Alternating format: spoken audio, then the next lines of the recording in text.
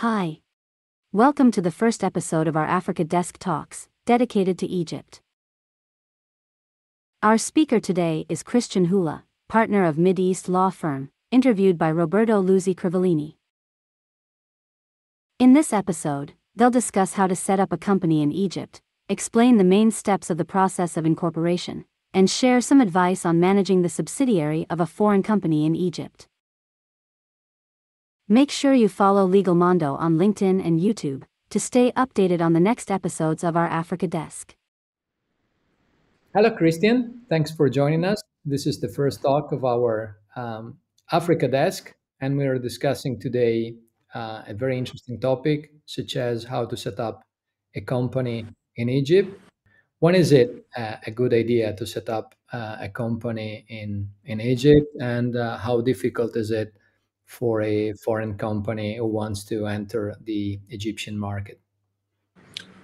Well, from the outset, the Egyptian legislation allows any foreign investor to study the Egyptian market first by setting up a representative office, which is a good idea if you are not acquainted with the Egyptian market, if you want to study the market itself, your product, the competitors, potential clients. Setting up a rep office is a very good idea. You can have a rep office you must have at least one manager. You can hire personnel in Egypt, and this personnel will be mainly studying the market, doing market research, and reporting to the parent company, and all costs will be carried by the parent company. This rep office is not allowed to conduct any commercial activities, which means that it is not allowed to do any kind of invoicing, as it will not have a tax number for business, only a tax number in order to pay payroll taxes for their employees. So that is the first step. After 3 years, the Egyptian law says that you have to close down this rep office and decide whether you want to leave Egypt or whether you want to stay. If you want to stay, then you are able to set up a new company, an LLC or an SAE, which is a joint stock company. Or you may also choose to open up a branch office if you have a certain contract or a project that you would like to pursue in Egypt. So those are the possibilities of entering the Egyptian market. So depending on how well you're acquainted with it or not, you can do your first step by having a rep office, or go ahead and establish a fully fledged legal entity. So say we want to establish the company. What's the process? How long is it? And what are the main hurdles to consider for a foreign company entering into the market based on your very long experience in this field? Well, first of all, we have to differentiate between Egyptians and non-Egyptians. So non-Egyptians are foreign investors. So anybody who is not Egyptian is a foreign investor. The foreign investment law differentiates between two, but if you invest in Egypt under the foreign investment law, then you have certain advantages, and you will be treated like an Egyptian. But that requires an investment. If you just set up a company to do business, to do trading business, or to do services, or provide any kind of activities that are not covered by the investment law, then you are considered as a foreign entity or a foreign investor, and you will have to comply with the law, setting up a company, which really is not a problem nowadays, because for almost all activities, except for importing, you do not require an Egyptian partner, and you can own your own company. 100% ownership is allowed for almost all activities in Egypt, as I said, except for trading, which means that importing into Egypt, for the importing license, you need to have an Egyptian partner. The requirements to set up a company are very liberal, which means that since a few years it only requires one shareholder to set up a company. So there's a possibility of setting up a person company with only one natural person as a shareholder, or one legal entity as a shareholder, which is called the one-person company. If you want to set up an LLC, then you need at least two shareholders. Even the manager may be a foreigner.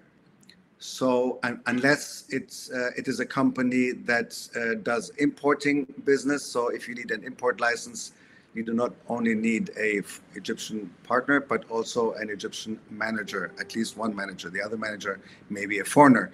So those are actually the only restrictions. So the market is very liberal for foreigners to set up a company in Egypt. Okay. What if we do need a license because we want to import and distribute goods in Egypt?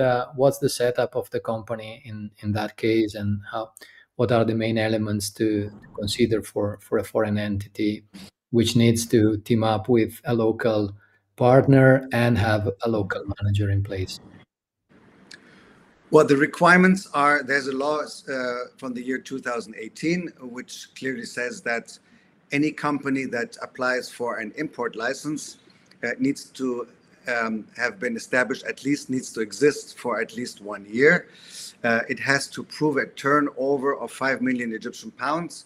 The nominal capital of the company needs to be at least 2 million Egyptian pounds. And the Egyptian partner needs to hold at least 51% of the shares of the company. And as you also already mentioned, and the Egyptian and the manager has to be an Egyptian national. Those are the requirements that have to be fulfilled in order to establish or operate a trading company that requires an import license. If you do not fulfill those criteria, then you can still do trading in Egypt, and you can still export from Egypt to other countries. However, you will have to import any products through a third party, an Egyptian entity, through your customer, your Egyptian partner, or whoever. Now, this requirement to import, for example, raw material or machineries from abroad into Egypt does not exist for manufacturing companies. If you establish a manufacturing company or an industrial company with an industrial site to produce in Egypt, then you do not require an importation license to import any raw material that you need for your production site or any machinery that you need for your production site. So that needs to be taken into consideration. Okay, thank you. Going to the practicalities of the company setup, how long does it take to set up a company, and what are the main points that one should consider when it gets started? Well, from our experience, the practical answer is it takes up to 6 months, and it could take even longer depending on when you will receive all the legalized documents, when we receive all the legalized documents in order to establish the company. So what documents do we need? If a natural person is the owner of a new company or the shareholder of a company, then we simply require a power of attorney to be signed abroad or in Egypt. If it's signed abroad by a notary public, it needs to be legalized by the Egyptian embassy or the general consulate in your country. And after it has been translated into English, French, or Arabic. The legalization requirement also exists for companies who want to be a shareholder of an Egyptian company. These companies abroad will have to legalize their corporate documents, among others, the latest articles of association, the commercial registry, and the list of shareholders, which will be required by the banks in order to review the UBO, the ultimate beneficiary owner. So these documents need to be translated and legalized. The legalization process, from experience, unfortunately takes a very long time. We're talking about weeks, sometimes even months, which is sometimes a little bit frustrating, but so you have to know that in order to push the embassy to legalize the documents as quick as possible.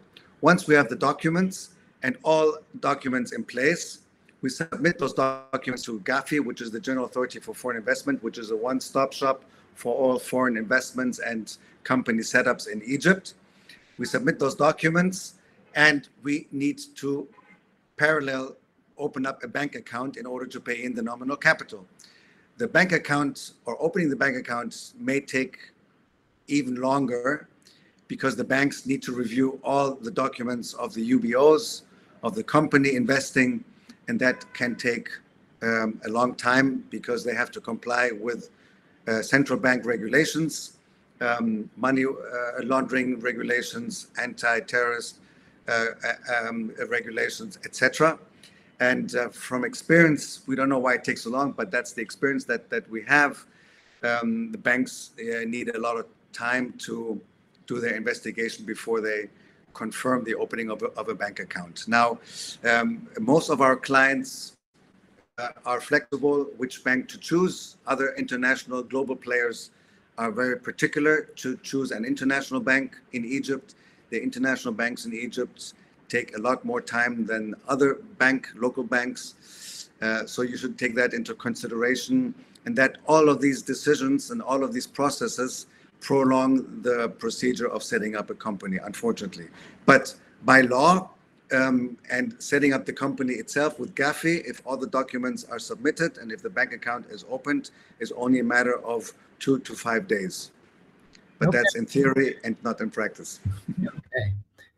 Okay, so maybe the last question, Christian, before we wrap up, would be what happens, again, based on your experience once the company is up and running?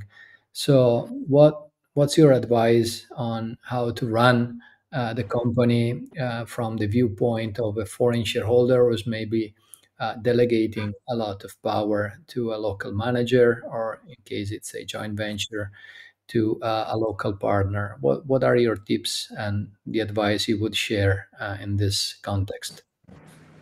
Okay, that's a very good question, because you need to differentiate between having your own subsidiary, which is 100% owned by the foreign investor, which means that he can control the company, and being a shareholder of a joint venture company. Now, if it's 100% foreign-owned entity, then you control the company, and that's why we recommend to open up an OPC, a one-person company. It's very simple. You need one manager, and this manager can the powers of this manager, if you have a local manager or even if you have a foreign manager working in Egypt, can be limited as you wish. They can be limited. This limitation can be implemented in the Articles of Association so that any third party can see those limitations, 4i principle, for example. Or you can also limit it in a side agreement or in a part of the labor contract. So there are ways of controlling the manager if you need to, and you have full. There is no risk that things may get out of control, unless, of course, you are not always aware of what the management is doing, and you need to have a good accountant in order to look over the numbers. And you should also make sure that you are in close contact with the local management and see what he's doing. And once there is a issue which comes up, try to handle it as quick as possible. Try to get all the facts and the information in order to deal with it, and don't risk to be confronted with a big problem later because you have not worried about what's going on in your Egyptian subsidiary. Now, if you have a joint venture with an Egyptian partner, most of the joint ventures are structured as a joint stock company, which means that you need to have a board of directors in place. And in the board of directors, you can make sure that you are represented in the board. The board of directors is the management of the company, and you should have at least one member in that board, if not represent or have the chairman of the board be a person of your trust. If the chairman of the board is somebody of your Egyptian partner, then could be that you have to implement other control mechanisms, because depending on the participation of the short share of the joint venture, you will be able to insert one or two members in the board of directors, and your Egyptian partner has the same amount of directors plus a chairman. So the board of directors is where you control what's going on in the management, and the board of directors may appoint and employ a manager for the daily business, and he should also be somebody of your trust, because he will communicate, he will do the daily business and communicate to the board of directors. So from our experience, you should have people who are acquainted with Egyptian markets in the management, and at least as a general manager. You may have people from abroad being member of the board of directors, because it will be impossible to have every board director, or let's say a member of the board, representing the foreign party to live and work in Egypt. A lot of times they will second someone or appoint someone from abroad. So you should participate in regular meetings of the board, and always be informed, and make sure that the joint venture company appoints an accountant and an auditor of your trust. You should not, and I recommend that you should not work with trusted auditors and accountants of your Egyptian partner, who he has been working with for many, many years. It should be somebody who is neutral, who should not be too close to any of the joint venture partners. That's just a recommendation that we give, learning from experience, that it is important to differentiate here between the business of your joint venture partner, the business of the joint venture company. Okay, fantastic. I think that this is a good place where we can wrap up.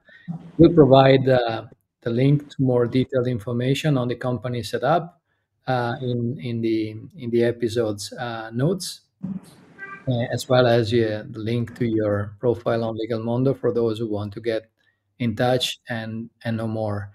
Thanks a lot, Christian, and I'll see you soon. Bye-bye. You're welcome, Roberto. Bye-bye.